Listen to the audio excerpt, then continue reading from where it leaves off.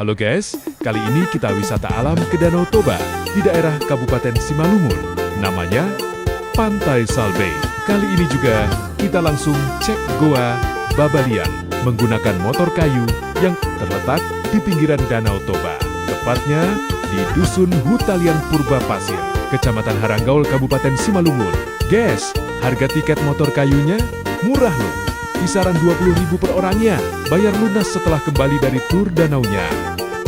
Guys, durasi perjalanan hanya 8 menit saja dari Pantai Salbe. Seru dan unik, guys.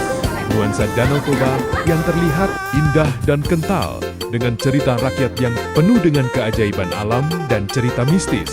Bagi teman-teman yang belum pernah ke sini, silakan dicoba. Hanya dengan biaya murah meriah. Danau Toba hebat, Pantai Salbe indah. Salam GAES.